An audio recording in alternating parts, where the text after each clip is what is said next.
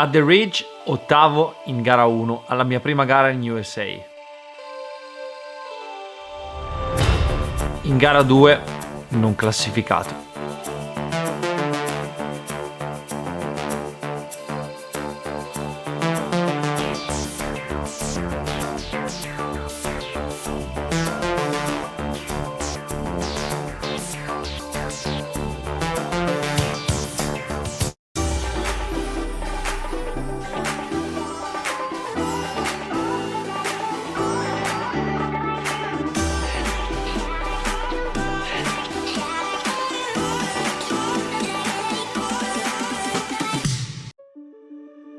Di video ne avete visti, io e Gabro di cose ne abbiamo fatte tante, eppure mi sembra che stia finendo tutto troppo presto. Abbiamo fatto un casino per mettere insieme tutto: soldi, iscrizioni, voli, team, trasferimenti, licenza, ricambi, aziende, supporto, assicurazioni, sponsor. E qualcosa forse me lo scordo, perché per andare in Spagna va bene tutto, ma per attraversare l'oceano e anche tutta l'America ed arrivare fino qui dall'altra parte del mondo devi stare attento a tutto. Sto per schierarmi per la prima volta nella mia vita sul circuito di Laguna Seca. E dallo scorso video dovreste anche aver capito quanto sia ostica questa pista, soprattutto quando attualmente ho in tasca 30 giri. Non siamo a posto con la moto e sapete cosa puoi farci quando non hai provato nulla e l'ultima qualifica è a 4 ore dalla gara? Niente. Guidiamo sui problemi e diamo il massimo. 15th on the same row as Edoardo Mazzuoli. I'm interested to see what Mazzuoli could do. He of course races and rides in Italy, in Europe, and be interested to see what he could do. He was saying to me earlier, he said, we just don't get enough time. I get 20 minutes to learn the track. We're straight into qualifying. He said, I've done 23 laps and now I'm going racing at one of the most iconic tracks. Yeah, I mean that makes it tough, especially these tracks. It's hard to learn. She can make it out, if not another time. Yeah, absolutely. Then there is the championship leader. A leader by more than a couple of races at one point. The rest of the field have been chipping away. Points make prizes, as we've said so many times. Jody Barry will be looking to continue to lead this Twins Cup Championship, now sponsored by Revit, as we move to the 7th round of the championship, which will take place later in the season.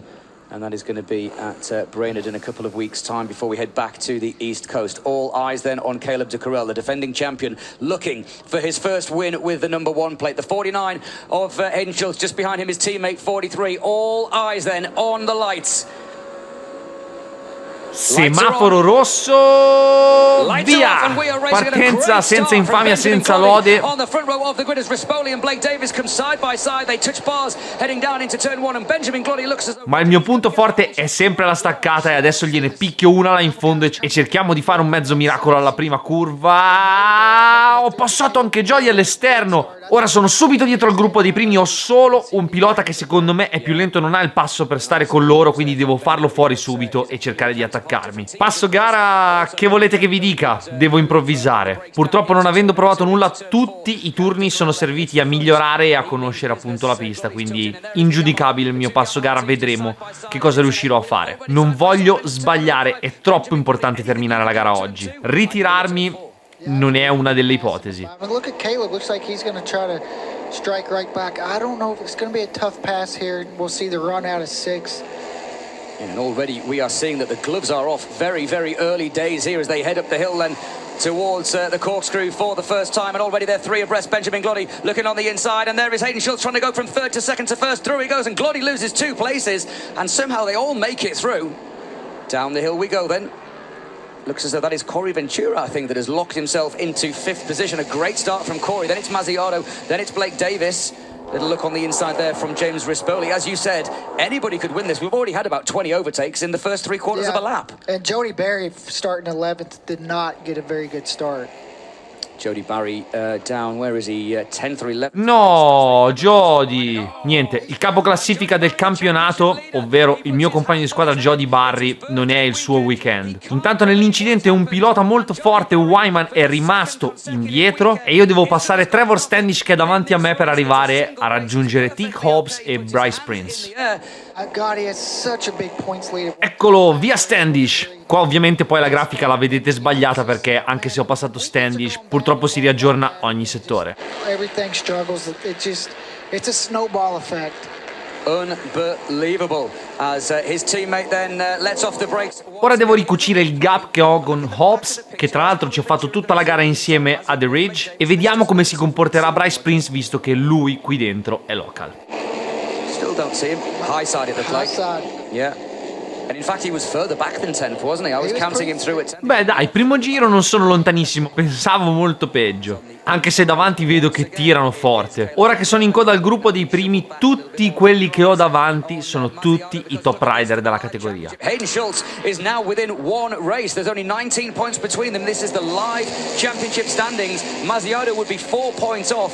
Blake Davis would be back to within 47 points, only 2 races behind. Ho un pochino di distacco da Hobbs, ma credo di arrivare a prenderlo perché lo vedo già in difficoltà. Arriva lungo, largo, non è preciso. E davanti, se non si danno veramente fastidio, sarà molto dura.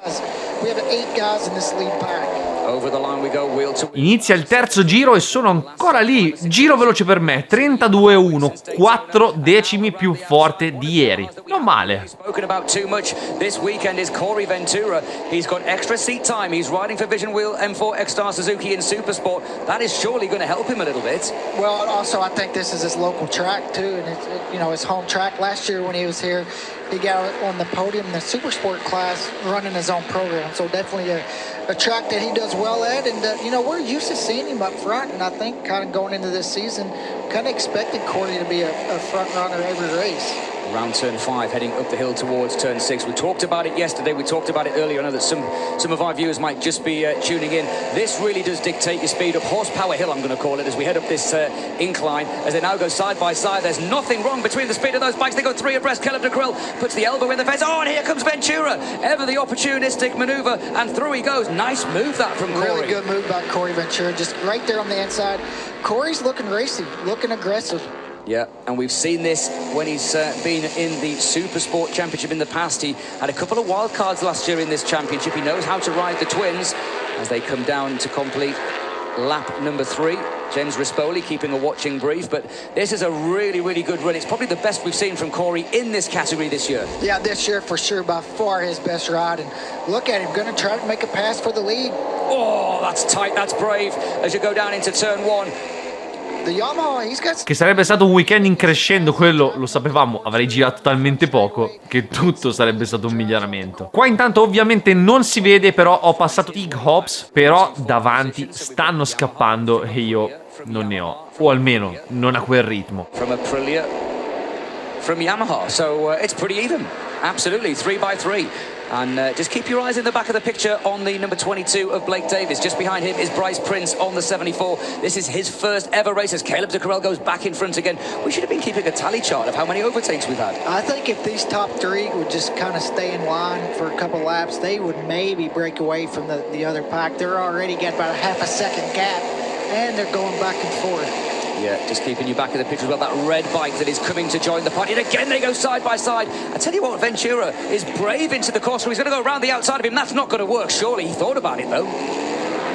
Thought about it, but he's getting a good run out of the last corner and up to the corkscrew, making some passes. Yeah, of course, working with Melissa Paris, Josh Hayes, and a lot of experience around him. He knows how to be on the podium here from last year as well, doesn't he? He was on the podium in Supersport. And all this back and forth, I said the top 3 broke away by about a half a second. It's bunched them back up, especially Benjamin Gloddy. Yeah, Ben Gloddy now with a second bite of the cherry, comes across the line, and we were talking about him.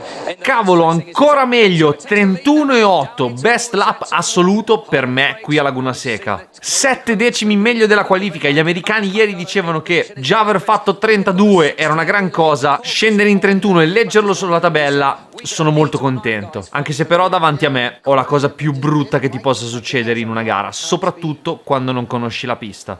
Teague Hobbs down in 10th position, just been passed by Eduardo Mazzuoli, who has put his Veloce Aprilia into the top 9. I primi sono scappati ed io sono primo del secondo gruppo degli inseguitori, senza riferimenti davanti a me e a tirare gli americani che ci sono dietro. Diciamo che non è proprio la situazione che speravo. Thinking again on the... Come mi aspettavo e come è normale che sia, il gruppo dei primi sarebbe scappato. E purtroppo mi piacerebbe fare un video strappalacrime di una storia in cui il protagonista, ovvero il pilota, ovvero io, recupero tutte le posizioni fino a fare un miracoloso risultato, ma questa è la vita reale. E queste cose nella realtà purtroppo non accadono, appunto perché alle gare non ti inventi mai. Soprattutto quando fai un campionato di alto livello, nessuno ti aspetta, sono tutti lì a dimostrare, come me, quello che valgono. E siccome da questo giro in poi non è successo assolutamente nulla di interessante, e siccome la televisione americana ha ripreso soltanto, come spesso succede nelle gare, il gruppo di testa, sfrutto l'occasione per spiegarvi tecnicamente che cosa è successo e qual è stato il nostro più grande problema. Ah, scusate, fermi tutti, unico avvenimento degno di nota è la caduta del povero Hayden Schultz, ma che a me cambia poco perché il gruppo è sempre lì davanti con 4 secondi di vantaggio. Spesso nelle interviste dei piloti dopo gara si sente: abbiamo avuto qualche problema. Quale problema? Abbiamo avuto delle difficoltà con le gomme. Quali gomme? Quali difficoltà? Oggi sfrutto l'occasione per raccontarvi che cosa è successo. Sapete benissimo che abbiamo sviluppato la moto in Italia.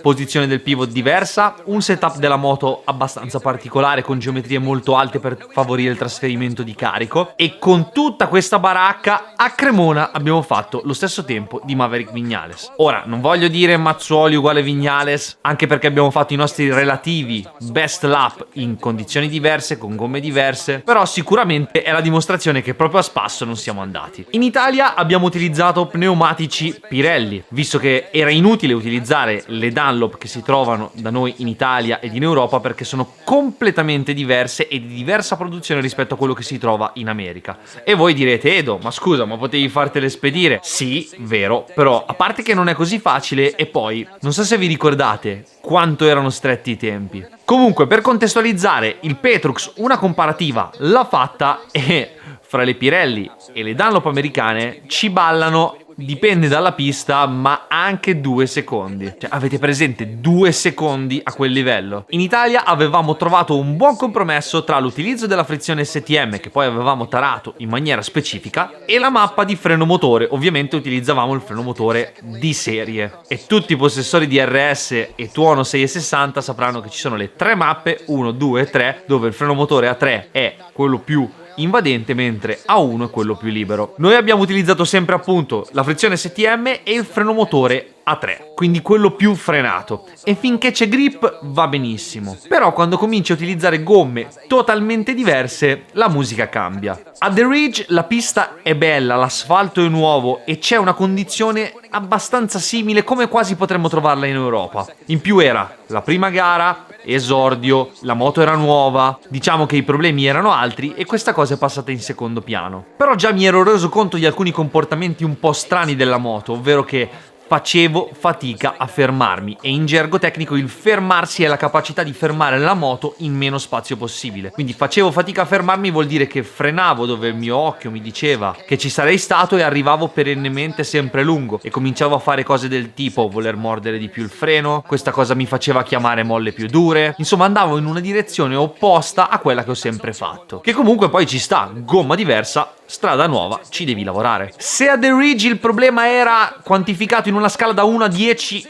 1, a Laguna Seca era 10. Tant'è, e Gabro ve lo potrà confermare in un commento, Gabro se stai guardando conferma, quando sono uscito dalla qualifica 1 ho chiesto una cosa al mio tecnico, che in quel momento era Gabro, che non ho mai chiesto in carriera a nessuno. Gabro, mi guardi la velocità delle ruote in staccata per favore? E lui mi ha guardato come per dire: perché è come se sentissi un camion che ti spinge quando freni. La moto non si ferma mai. Infatti dalle poche riprese che avete visto anche nello scorso video sono sempre di traverso, e cerco di farlo il meno possibile. Ovviamente abbiamo provato le altre mappe, però eravamo già in qualifica 2 e voi direte: perché non ci avete lavorato? Perché non c'era tempo, e il rischio di rovinare una moto che funziona è troppo più alto rispetto al Edo, hai fatto 30 giri, miglioriamo. E tutto questo ci ha portati qui all'ultimo giro della mia esperienza americana su uno dei circuiti più belli del mondo.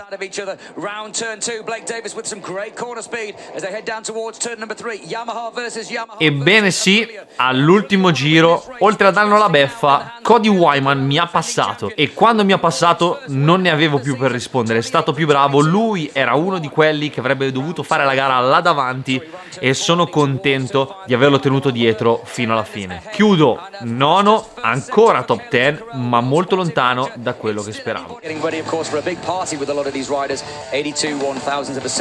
Corey Ventura, Blake Davis, Caleb De Corral, Rispoli in fifth, ahead of Anthony Mazziaro, Bryce Prince, Cody Wyman, and Mazzuoli get to top 10. He'll be happy with that in only his second ever race, the young Italian, just 23 years of age, another Veloce rider, happy with that.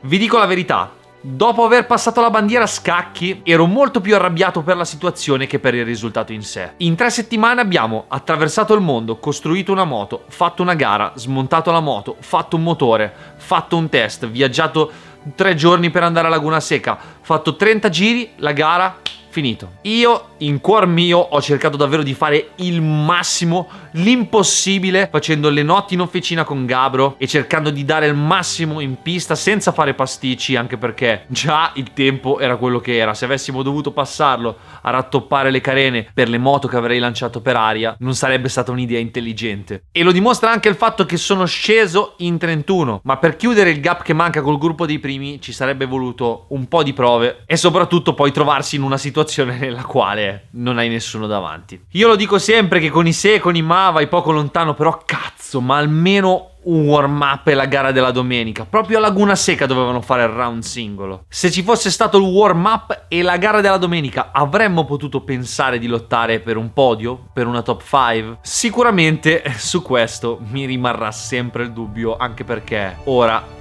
si torna a casa. Non so se tornerò o torneremo qui, però quello che posso dirvi è che anche se non sono riuscito a fare i risultati che speravo e che sognavo, e da pilota sogni sempre di più, altrimenti forse è meglio stare a casa, ho comunque realizzato un sogno grandioso, ovvero quello di venire in America. E di questo ne siete partecipi tutti, da chi ha donato per il crowdfunding, a chi mette un semplice like, agli sponsor e a tutte le persone che mi hanno aiutato a ribaltare il mondo per credere in un obiettivo. Ed è meraviglioso come un canale relativamente piccolo come il mio sia riuscito a fare una cosa così grande. Sono venuto dall'altra parte del mondo e non ho visto nulla, non ero in vacanza, non mi interessava nulla tranne cercare di fare il meglio possibile, perché non ero solo a fare quello che mi piace, ero a fare quello per cui vivo.